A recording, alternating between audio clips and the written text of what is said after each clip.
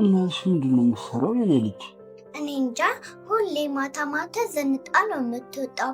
ግን እሷ ስጠይቃት የቢሮ ስራ ነው የምትለኝ። ግን ማታ ማታ ቢሮ ይከፈታል እንዴ? ልጁን ግን ብከተለው ጥሩ ነበር። ለነገሩ እግረኛ ባለመኪና ብከተል ምን ያመጣል? እስካሁን እዛ ልጅ ጋር ነበር እንዴ? አባዬ ግን ቆይ ምን ሆነ ነው ይሄን ያህል ኤርሚን የጠላኸው? እንዴ አንቺ እኔ ቤት ውስጥ ምን ትሰሪያለሽ?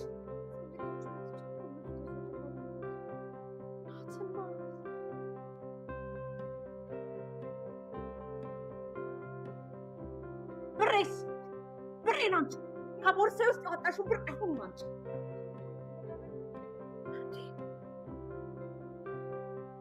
ምን ማለት ነው? እቺ ደግሞ እዚህ የምትሰራሽ ምን እየተፈጠረ ነው?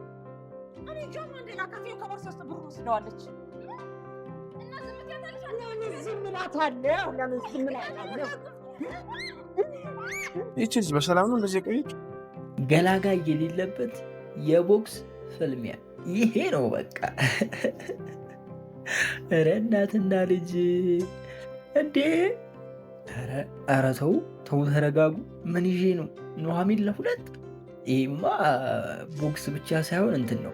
ይህም እንደሚባለው አስገድዶ ምናምን ነው የሚባለው ጋይስ። እንዴ ኧረ ሺ ነው። ኧረ ጉዴ! እኔ እኮ በጣም ግራ የገባኝ ኑሐሚን ምን ሆና ነው የሄደችው ቤት እንዴ? ይህና የት እንዳሉ ምናምን ተብላ ነው የላከችው። ቤት ገብታ ማየቷ ምናምን አስፈለገ? አይ የኔ ምስኪን፣ በቃ አንቺ ልጅ ግን ሁሉም ቦታ ምስኪን ሆነሽ አይከብድም? እስኪ አንዳንዴ ክፉ ሁኝና ነሽ። እንዴት ናችሁ የኑሐሚን ተከታታይ ድራማ ቤተሰቦች? አማን ናቸው? ዛሬም አብረን ኑሐሚን ሪቪው እናደርጋለን። እንዲሁም በቀጣይ ክፍል ምን ሊፈጠር ይችላል አንዳንድ ጉዳዮችን ጀባ ምላችሁ ይሆናል። ኑሐሚን በትላንትናው ክፍል አሾይና ነበረ።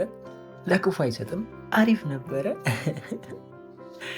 ግን ደግሞ አትሉኝም? አዎ፣ ግን ደግሞ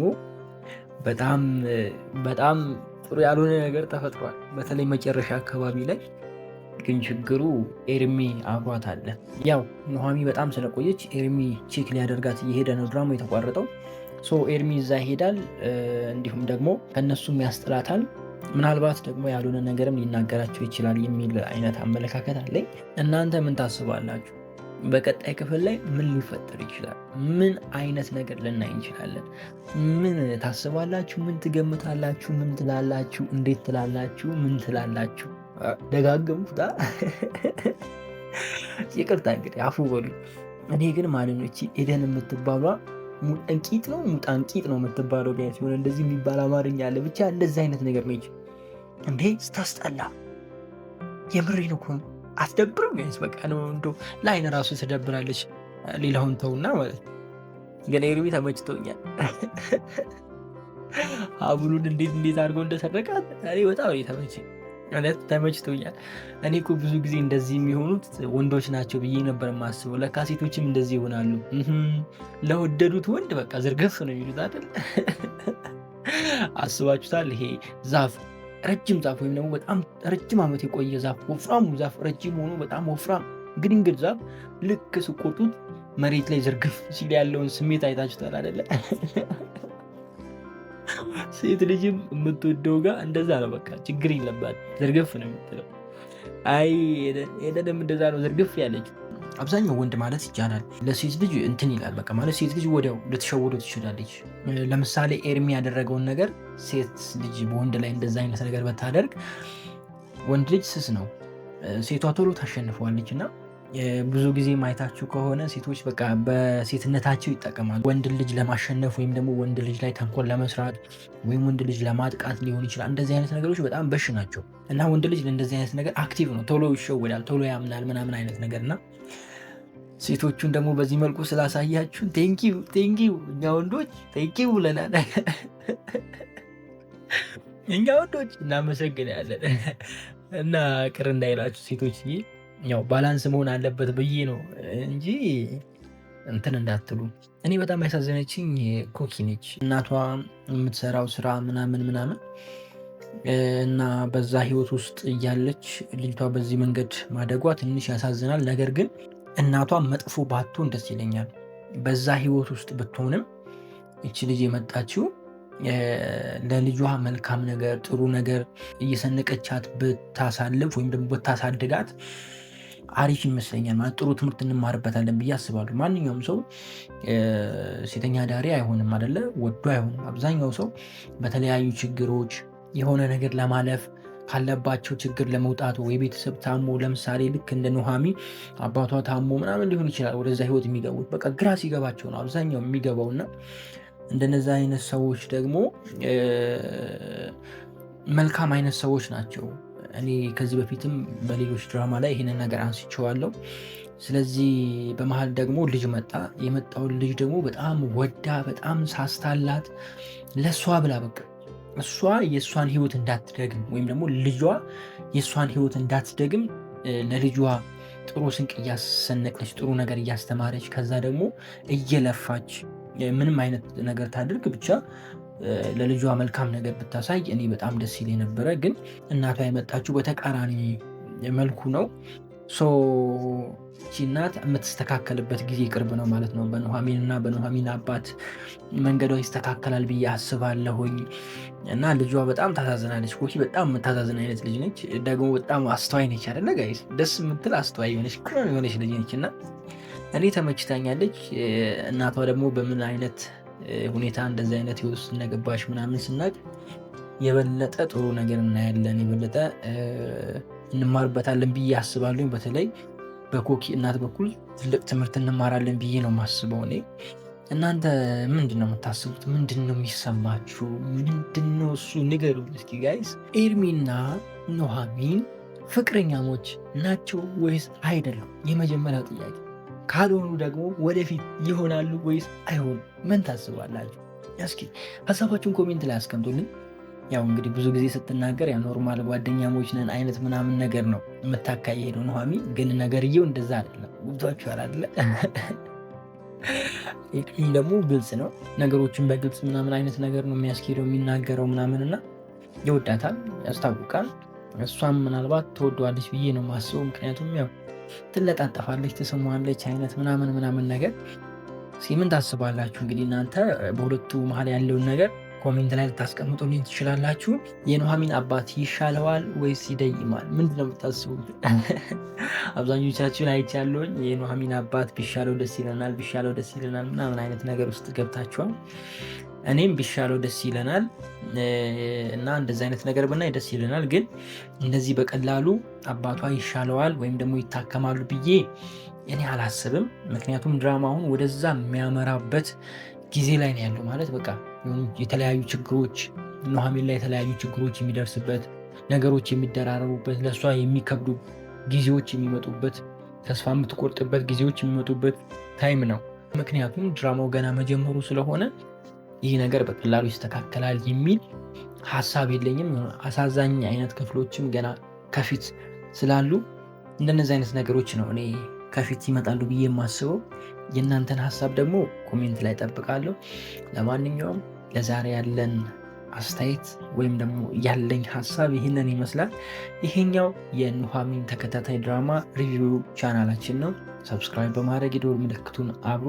ቪዲዮንም ላይክ አድርጉ፣ ሼር ማድረጋችሁን እንዳትረሱ። ኑሃሚን ተከታታይ ድራማ በቴሌግራም ማየት ለምትፈልጉ ሰዎች ኖላዊ ተከታታይ ድራማ የሚል ቴሌግራም ግሩፕ አለ። እዛ ላይ ገብታችሁ ማየት ትችላላችሁ። በጣም ወዳችኋለሁ። ክፉ አይንካችሁ፣ ክፉ እንደንዙ አልፏችሁ፣ ይሳካላችሁ፣ ይመርባችሁ፣ ቀናችሁ ብሩ፣ ሌታችሁ ብሩ ይሁንላችሁ እያልኩኝ እኔ በዚሁ ተሰናበትኳችሁ። መልካም ጊዜ። ፒስ። እባክህን ያየውን ሁሉ ልንገር፣ ከዛ በኋላ የፈለግከውን ፍረድ። የተሰባበረውም ድምጿ በካፌ ውስጥ ያለውን ጫጫታ ሁሉ አጥፍቶ በጆሮዬ ውስጥ ብቻውን አስተጋባ። አይኖቼን ከፊቷ ላይ ማንሳት አልቻልኩም ነበር። ያቺም ሁሌ ኩራተኛ፣ ቀና ብላ የምትራመድ ለማንም የማትንበረከክ ሴት አሁን በፊቴ እንደተሰበረ ብርጭቆ ብትንትን አለች። ቅድም የነበረው ንዴትና የክህደት ስሜት ቀስ በቀስ እየሟሸሸ በምትኩም ከባድ ልብን የሚይዝ የሐዘን ደመና ሲያንዣብብብኝ ተሰማኝ። ቅድም የነበረው ንዴትና የክህደት ስሜት ቀስ በቀስ እየሟሸሸ በምትኩም ከባድ ልብን የሚይዝና የሐዘን ደመና ሲያንዣብብብኝ ተሰማኝ።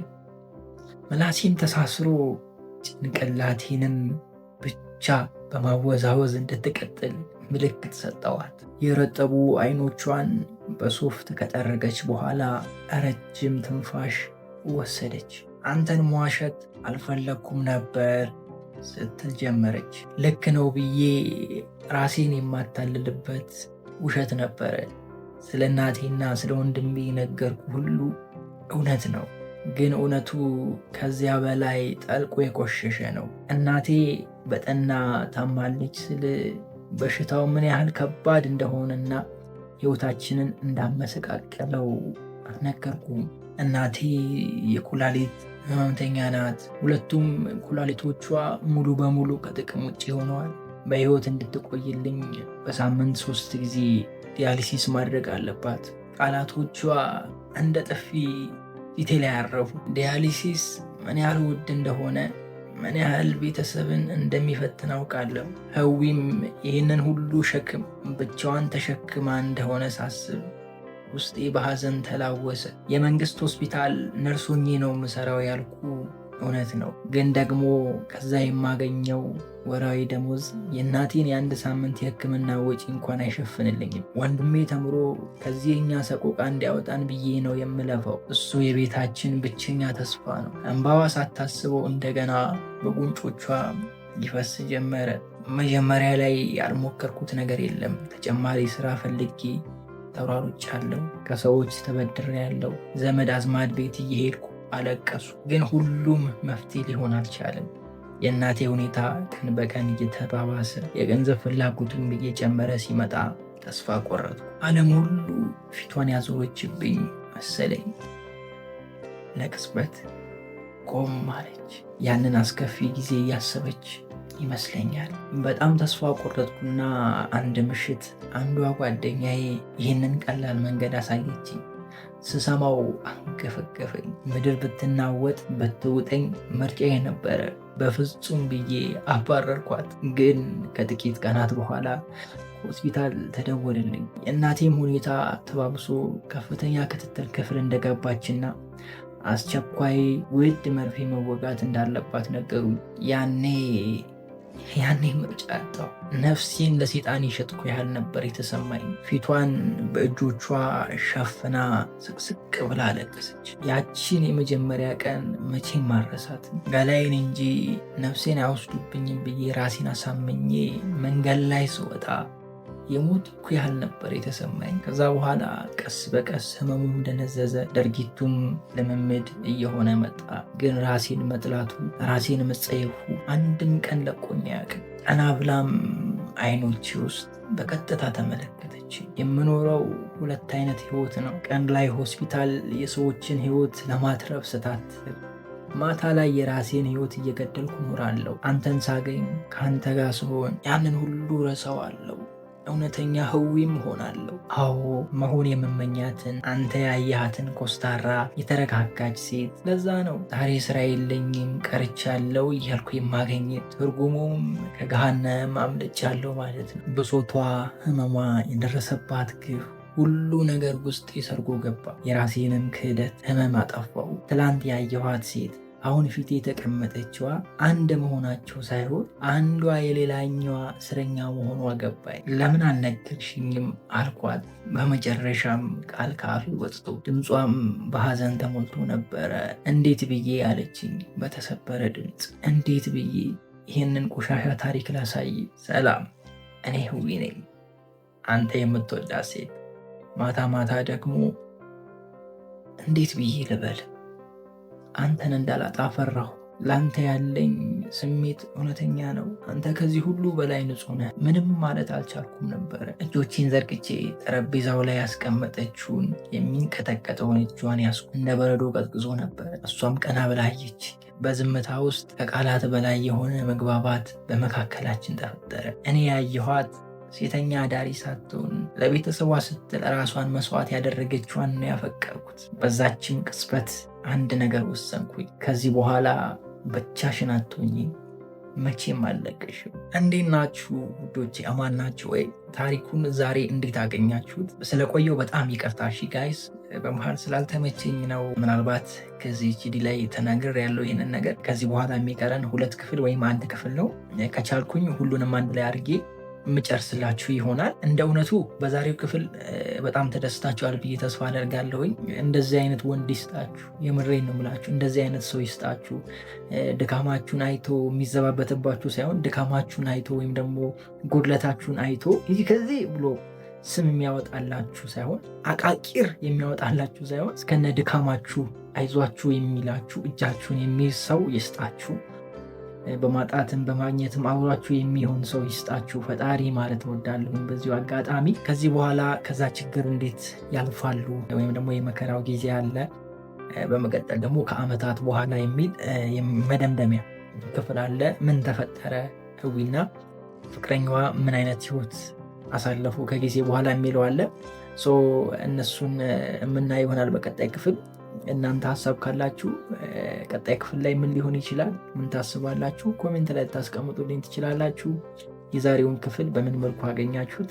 ሀሳባችሁን ኮሜንት ላይ አስቀምጡልኝ። ለማንኛውም የዛሬ ክፍል ይህንን ይመስላል። በሌሎች እውነተኛ ታሪክ ላይም እመጣለሁ። እሺ ጋይስ፣ አንድ ታሪክ ብቻ በአንድ ሳምንት አንድ እየለቀቅን ቁጭ አንልም። ሌሎቹንም ታሪኮች አምጥቼ አብረን የምንሰማቸው የምንማርባቸው ይሆናል።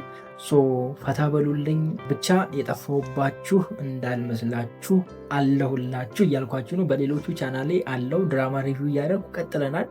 እዚኛው ላይ ደግሞ እንደነዚህ አይነት እውነተኛ ታሪኮችንና ተከታታይ ድራማ በቅርቡ የሚጀመር ይሆናል። እነሱን እስክናስተካክል ድረስ በእንደነዚህ አይነት ታሪኮች እንገናኛለን። በሳምንት 2ቴም 3ቴም 1ዴም በቃ እንደ ሁኔታው እንገናኛለን። በጣም ነው ወዳችሁ ፈቅዳችሁ ከኔ ጋር ስለነበራችሁ በቀጣይ ቪዲዮ እስከምንገናኝ ድረስ ክፉ አይንካችሁ፣ ክፉ እንደዛ አልፏችሁ ይሳካላችሁ፣ ይመርባችሁ፣ ቀናችሁ ብሩ፣ ሌታችሁ ብሩ ይሆንላችሁ እያልኩኝ እኔ በዚሁ ሰናበታችኋለሁ።